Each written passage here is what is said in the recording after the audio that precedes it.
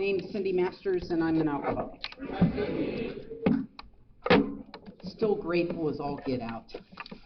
How lucky are we? You know, beyond blessed. So the 11th step is my absolute favorite step. Well, maybe 12 or 3. But I love step 11, and COVID was a real gift to me with this step because it really enlarged my spiritual life. Allie and I, it's really where we connected. He heard me give a 3rd step talk, and then he had me give an 11th step talk at Fox, and then I started listening to him, and it was just this connection that was all about God. And from somebody that got here that couldn't stand it when somebody would say that word in a meeting, you know, God. F-bomb, no problem, but God. To like build relationships around that intimacy that only happens when God sits in the middle. And it's like, I think it's more vulnerable than sex to talk about God and how I really feel about God. And so I really quick go through kind of what the book says. It says we suggest prayer and meditation. Shouldn't be shy on the matter of prayer. Here's the good news. That means different things to everybody. It does. That's the great news. You know, like, and I have experienced prayer so differently through my recovery. And what I have to be willing is to grow in prayer and grow in my prayer life. It does say that better people than us are using it constantly. And then what Ken was talking about, when we retire at night, we constructively review our day. And some of my girls and I do this together. So I sponsor some of the most amazing women on the planet. And I have no idea why they call me sponsor, because they are like amazing, right? And so we get to share this, and the intimacy that we share in sharing our 11th step. And I'll be honest, sometimes it doesn't get done in writing at night. Sometimes it happens in the morning, because I just crash and burn, you know, and for them. But for me, what's important is lack of discipline is our part of our problem, right? And so if I miss at night, I don't want to give myself the excuse that I get to just pass it on, you know? So I want to try to do it the next morning. Do I do this perfect? No, no, no, no. Do I do anything perfect? No, no, no, no. Do I do it better than I've ever done it? Yes. Yes, I do. So we ask ourselves, were we resentful, selfish, dishonest, or afraid? I have never had a day where none of that came up. I would like to tell you, man, I got sober. I worked these steps. I worked so hard. I begged God to remove it all, and it became wall-to-wall peaches and cream. But the truth is, I'm a human being, and these things show up in my life. Have we kept something to ourselves which should be discussed with another person at once? That's something that's kind of something I really have to look for. Because secrets will kill me, and in sobriety what will happen is they'll begin to create shame, and then I'll begin to avoid people and places. So did I keep anything to myself? Am I keeping a secret about home? Am I keeping a secret about work? It's very dangerous for somebody like me. Oh my goodness. Do we owe an apology? Most days, no. So we're talking about maybe 5 out of 6, you know, right? That's most days. So I don't want to give the impression that even though most days the answer is no, that doesn't mean it's weeks and weeks that I never owe an apology. It just means there are more days that I don't owe an apology at the end of the day because I made it during the day than others. Oh my goodness. Other than the sex inventory, were we kind and loving toward all?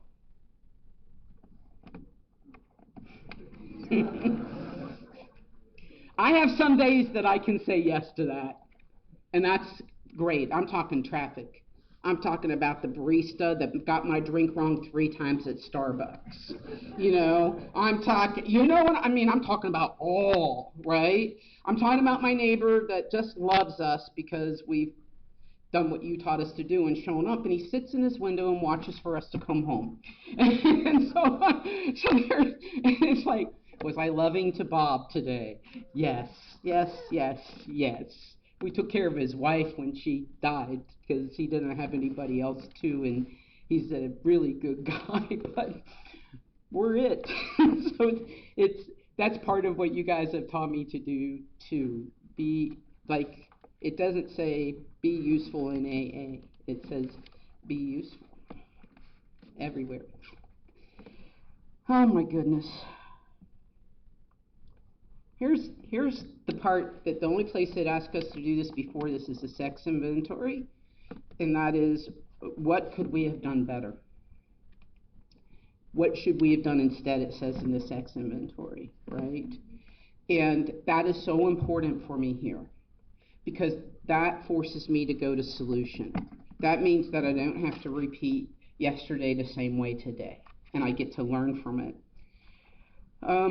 And oh boy, I have misused this in so many ways. Were we thinking of ourselves most of the time?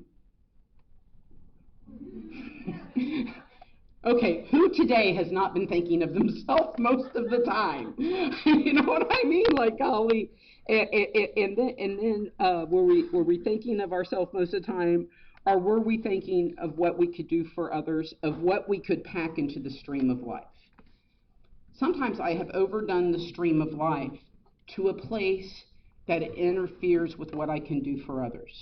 And if you've done this, you'll know what I'm talking about.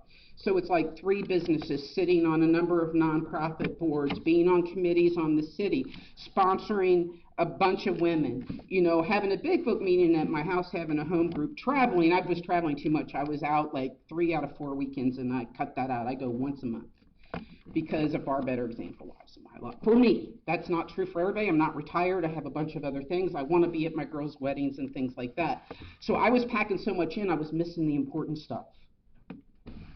I was missing weddings. I was missing baby showers. I was missing those moments and the people closest to me, and coming to spend it with people that you're never strangers, but you know what I'm saying? It's like I need to show up for my life.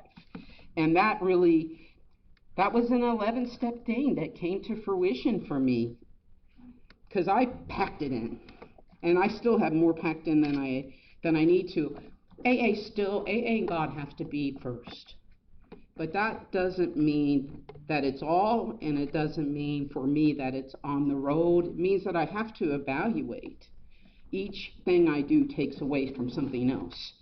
And where is that? And I pray, and this is where, because I'm connected with God. And when I am connected with God, and it is not me thinking, it is God thinking, it is me being in tune with God and conscious of God, then I will have intuition about what I need to do with these decisions. And they will be different for all of us. See, there's not an exact formula. There just isn't. My big goal is when I retire, I get to do more service, right? That's why I want to retire. It's the best thing in my life. And then here's the really important thing, especially, I don't know if this is as true for men, because I'm not one, but for women, to not drift into morbid reflection. Because it's so easy to look at ourselves, and then it's just, well, we're just a piece of, it's just to really beat ourselves up. And then what happens is, when I beat myself up and I say I'm not fit for human consumption, then what happens is, then I'm not, because I've put myself in a place that I'm not.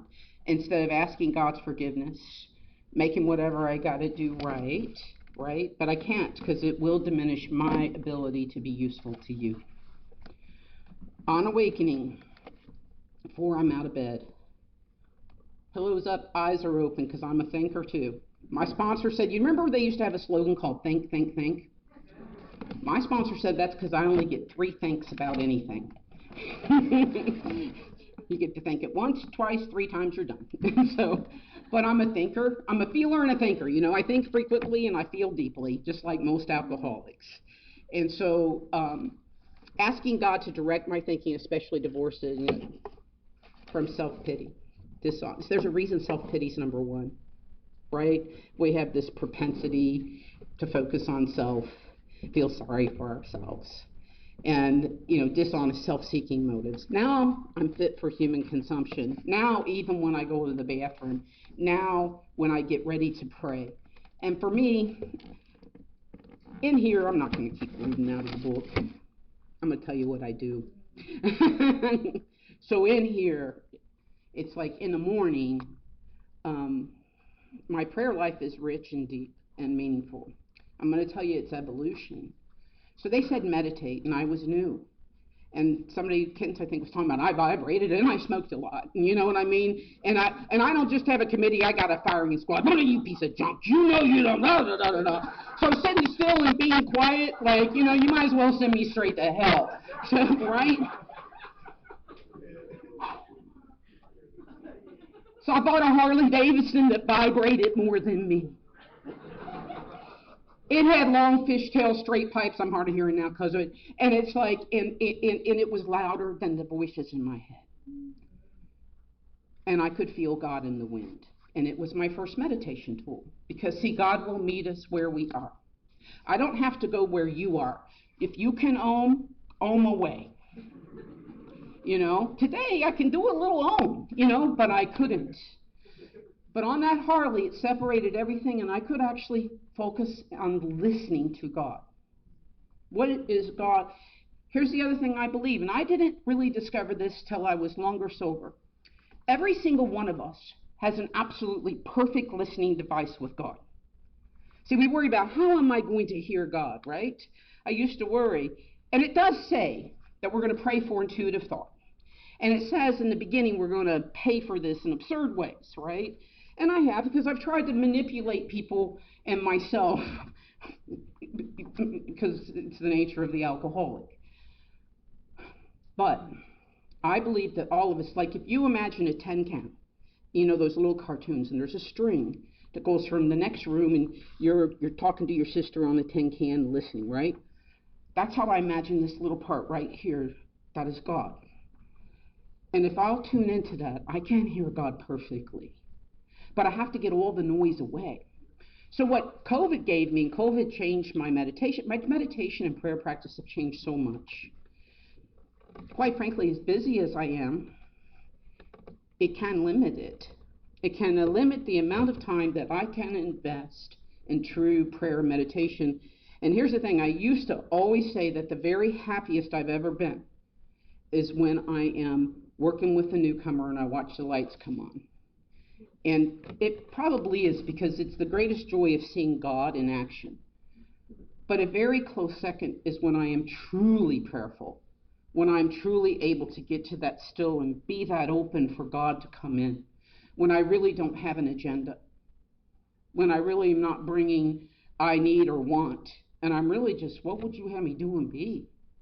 What would you have me do and be? The book talks about we bring other reading materials in. And man, I have an office at home, and on this wall, one side of the wall is nothing but variety, and floor to ceiling, variety of spiritual books. And I have everything. I have a bunch of different Christian Bibles. I have the Quran. I have a bunch of stuff from Dalai Lama. I have all of Thomas Merton's books. I have most of Khalil Gibran's. I have Rumi. I have all of these books, and I randomly select because I want to see where they're right. Not where particular one's right. I want to see where they are right, where your God comes into play in my life. And that's pretty cool. Don M., who lives in my city, he writes a meditation every day that I get to send out on his behalf. And so that is always part of my morning thing, because at night I send that out to hundreds of people for him, and then here's what the gift to me is it forces me to have to read it. I mean, I don't have to read it. I could just pass it on, but you know what I mean? It's right there, and it's terrific because it just simplifies. I like simple. Dr. Bob said that don't louse this thing up, man. Keep it simple, right? I like simple.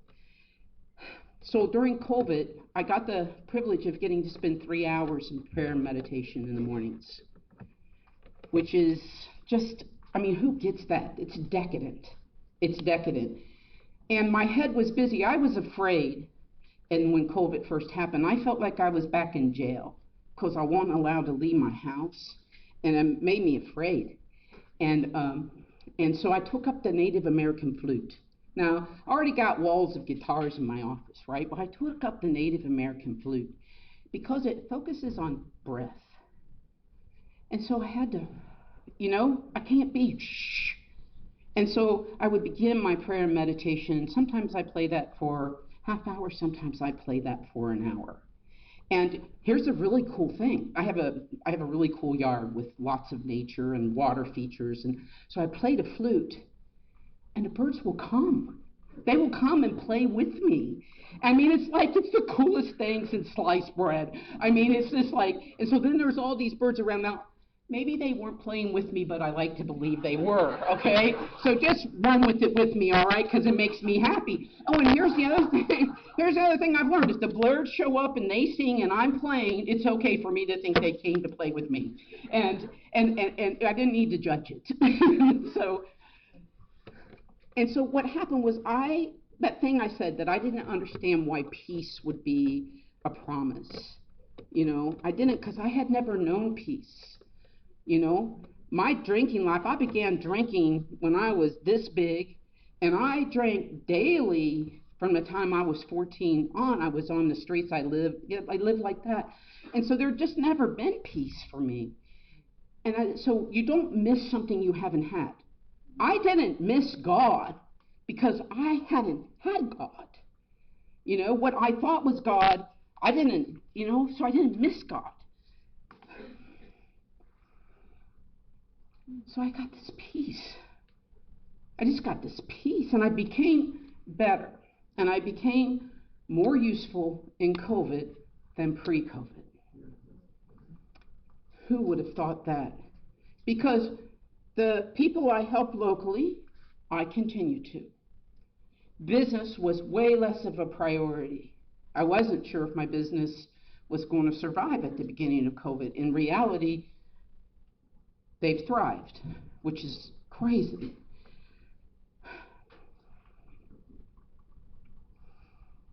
Then on Zoom, like Gus is here, and there's Allie, and there's Calvin and Lana, and there's so many people in this room today that I only have met you in little boxes.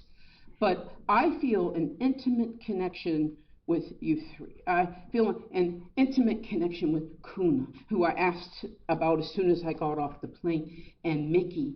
I feel an intimate connection, with two liver. Yeah, that's you, Harvey. And how many people, I'm in Toronto. How many of you do I know, and you kind of know me? And how many women did I sponsor that got sober on the Zoom? I didn't sponsor a ton of them, but I had women that sponsored women that got sober on the Zoom. I sponsored women that got sober on the Zoom. And now we're getting together in person. So we're getting the best of all of it, And so service was it. God was it. And it's like, what would God have me be and do? My priority was like it was after the wreck. It was like it was, I broke my neck. That was the grand finale of those 6 years. I fell through my attic and broke my neck, and my C5 split in half. I was paralyzed from the chest down. And I spent 3 months in the hospital. Nobody knew if I could move only like this. That's the only time in sobriety that I really, really, I wanted to die. And I told my friends who've been helping me every time I've been sick, I don't want to come out of this. And they said, too bad. And they said, get you up for us, right? And it's like, and I was disconnected from God. I'd had that 6 years. And there is a great and grave loneliness that happens for me when I have had this spiritual experience. I've been close to God. I felt God. It makes me safe. I mean it when I say we got a God shield. If I can feel connected to God, there's nothing in life that's scary. It's when I forget to put that on. It's when I forget to do this in the morning. It's when I forget to review at night, and then the next day it's like, da, da, da, da, da, da. And that can start right back up. They're just dormant,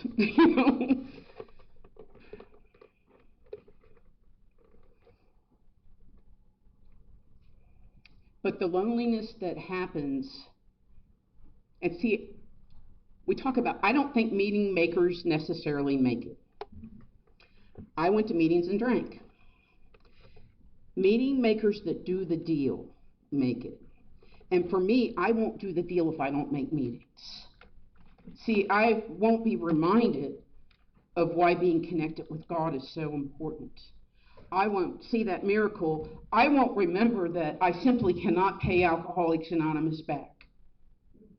I simply can't. Try it. Try to give back enough that you're not overpaid. Think about that. Every time we give, what happens? We get more. And so for me, I'm a seeker. I'm a seeker. I take very seriously grow along spiritual lines, don't arrive there. And so my spiritual life and my relationship with God is quite different than it was 5 years ago, which is quite different than it was 5 years before that. It grow, not stay the same. And much more time is spent with God now than was. The two places I get closest to God is three. Newcomer, right? Newcomer, always. Put my hands in the dirt to do some planting. Or brand new baby. They just came from God, you know? And now I've found the experience that when someone is dying, it forces me to really connect with God. Right before this, my sister texted me, my brother-in-law has multiple myeloma. And he was supposed to live 2 years, and he's had it for 12. It's amazing. He's been through things that 2 stem cell transplants, CAR T cell, and he's done amazing. And I've learned so much from him. But he just got taken to the hospital in not good shape. And I really hope things are okay till I get home. Because my sister, this is another thing, I didn't talk about it in the amends. I'm just going to free for all right? Because this is all about connecting with God. And you have these bookends of the day. But the bookends of the day are 5% of the 11th step. They are 5%. They are the discipline, because I lack it, to make sure I remember to do the 95% of this step, which is conscious contact throughout the day. Turning my thoughts to what God would have me do and be throughout the day. That's the challenging part. But if I do the morning part, and if I looked at my behavior yesterday, the chances are I'm going to stay connected. Right? I'm going to stay connected. My sister was my first amends. Now understand there's 4 of us. My parents are educated. None of us went to high school. Well, none of us graduated high school. I didn't go. My sister, not an alcoholic, the only one. She left home at 50. She got pregnant to get out of the house. So she had a baby at 15. She got kicked out of National Honor Society. So she quit school. She got her GED. She went on, she became an engineer. She does religion. Groovy. She wouldn't let me near the baby. I just got out of treatment. The night that she turned 15, I was in jail, and I was out of my mind in a drunk blackout, like an animal, because that's what I would do. And she took the call, and she was mortified, and she was tired, and she was resentful at me. I didn't understand. Every one of my siblings said at one time, "You left me," because see, now I get a Mother's Day card from my sister. She calls me Mama Sister, because that's what I am. She said, "I'm the only one that has unconditional love." And what a gift for me, because I didn't get to have any kids, but what happened was I would be taking it, because I took it for my siblings to protect them. I was the oldest. And what I didn't understand is that would traumatize her. So I made amends to her for, I was mean. Stuff rolls downhill. I'd get smacked. She'd be smacking her lips real loud. We shared a bed, right? Real loud at night. I'd smack her. That's mean. I was like 9. But I knew that it hurt her. That was not what she was mad at me about. But that's what I knew I had done. And so I went and I made amends. And she broke down and she started crying. And she said, I would sit in a corner and I would be terrified of when you were going to get killed, and I would be like, shut up, because I didn't shut up.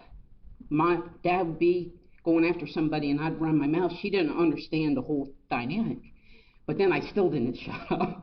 This is child abuse while you're in the middle of getting walloped. That's perhaps my alcoholism before the drink, right? And everything fell down. And she is like, we're very different. She's my hero and I am hers. And I champion her, and I treat her like women in the program that are struggling. When you're struggling in the program and we have an intimate relationship, I can't do it with everybody, but I reach out daily. I send little things. I try, because consideration is something that, and so my sister, all the time that her husband's gone and like through this thing, that's what I do. And she's probably my closest friend, and it's really weird. It's and I really like her, and I don't know how to show up for her right now. And so this is the 11th step in motion. I don't know. I mean, we have all these sick people in our lives. My parents are very sick. My mom was at the hospital yesterday. You know, my dad probably has bladder cancer. There's all this sickness. And my mom, she was so scared when she went and had, you know, a heart thing. And I said to her, but I said, Mom, she wanted to know how I felt about death. I said, it's the next adventure. It's the next adventure. And then I, because we like to take trips, you know, and it's like, and I said, remember the first time you went international, how scary it is? And so, because I've been told I was going to die many times sober. Many. And so I get to have that experience. I sponsor older women. I think part of the reason that some of the women I sponsor are older is because I have all these near-death experience, all these health things that are part of aging that the big book doesn't really say, well, here's how you deal with barely being able to walk in the morning. You know? Here are systems and tools for helping your memory, right? Well, I had to have all that for a long time. I have all these tools, and it's helpful. So everything bad has become something good and continues to. But I don't know how to show up for my sister. And it's one of the few places, like, I'm a little bit afraid of failing. I don't want to fail her. It's probably the closest I get to feel like a mom, right? Like you guys feel. I'm not a mom, so I don't know. But I think this might be from the girls I sponsor, kind of how they feel. They just don't want them to hurt. And how can I help? And this is where I have to ask God. And I have to trust that God will give me what I need. And I have to get me out of the way. And I have to stop this, and I have to say, all right, God. I have to breathe. I have to breathe. That's why the flute's so important for me, because it gets my energy to here. I cannot connect with God when my energy's here. I cannot. I cannot. You know, because it is going to win. I have to get my energy below the God box. And when I get my energy below the God box, I can feel God. And I can hear God. And then I will know what to do. Am I willing to pause and take the time to get me out of the way and to really spend a minute to connect with God and ask, what would you have me do? Or do I just figure it out? So that's at 95%, right? And that's different than 10th step, which I just screwed up and did something, right? And I've got to pause before I do something. This is about intuitive thought for next action before I've done anything, right? This is about intuitive action. It's about pause when agitated or doubtful. Now, I don't have a pause button. I don't know if I ever did, but I have a frontal lobe injury. And if you know anything about brain injuries, it's your impulse control. And so I really don't have a pause button. I'm like a brand new spanking newcomer if I'm just left to my own devices, right? So I have an artificial pause button, which requires sleep, food, all the things you taught me in God, right? And so I have little things, little systems in place that help me step back and remember That the only way, because what happens is I have a fear button too, right? I got a God button, I got a love button, I got a fear button. And when fear's going on, I get this like vibrating thing over here. Do you know what I mean? I'm going into something and it feels like this, but I'm not afraid. No, I'm not afraid. Because fear's bad and people in AA don't have it. So I don't have it. I have it. I have fear because it is part of a full library of feelings. And it is not a bad emotion. It is a bad emotion for me to feed. So if fear just happens and I let it go and I recognize and I say, hello, goodbye, I'm going to feed faith. I'm going to feed God. All right? Then fear doesn't own me. But when I ignore fear and I smash it down and I try to pretend fear doesn't exist and that I don't have it because I'm that kind of AA, then I'm maniacal. I'm maniacal. So it's there. Hi, baby. I had it when I was texting with my sister. I had it. You know that thing that happens? And for me, usually it's what Bob was talking about. I don't have power. I don't have control. I can't fix this. I can't make her husband not die. She has hurt her entire little life.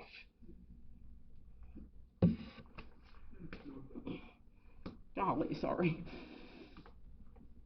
And I can't make her not hurt. But I can love her. And I can only do that. I can't love her by fixing, managing, and controlling. I can't.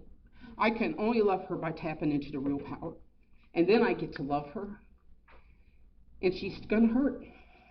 She's going to hurt a lot. Because he's the only time she's ever really felt safe. And he taught her that men are good. And, he showed up. But here's what Don N tells me. Don M has made me very proud of myself. He affirms me, which is really super. He says, Cyndi, and here's how he says it, you can fake caring, but you can't fake showing up. No doubt. And so that's what Kent was talking about, disconnecting from my head and moving my feet in the way that we've learned. I show up, including with God. See, it's not just showing up at the meeting. Sometimes, if I got this energy level, running to that meeting an hour early may not be my best thing.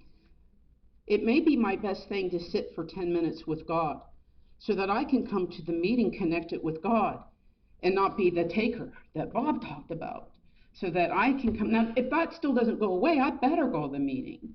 But perhaps if I connect with God, instead of just going in with all of my anxiety and all of my needs, and, maybe I can come in and have a different experience in the meeting. That's so hard for me because I want to feel better. And my first instinct is to look outside of me to feel better. Will the meeting make me feel better?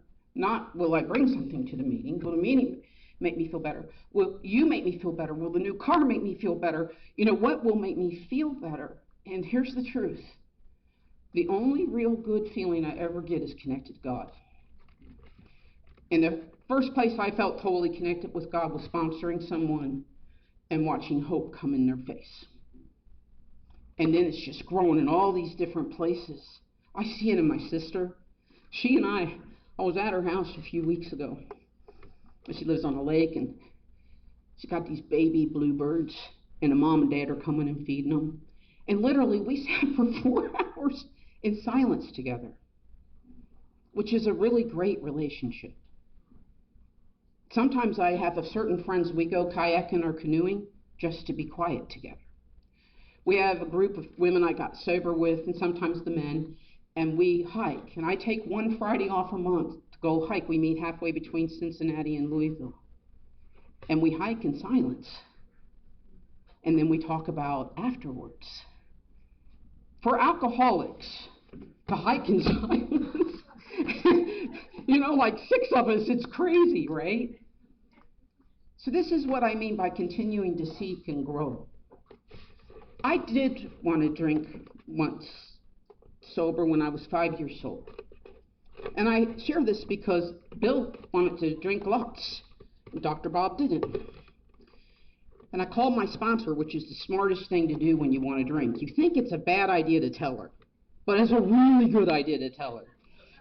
And I called her and I said, I had a business back then, and I'm like, everybody else drinks scotch. Now, I was not a scotch drinker, I assure you.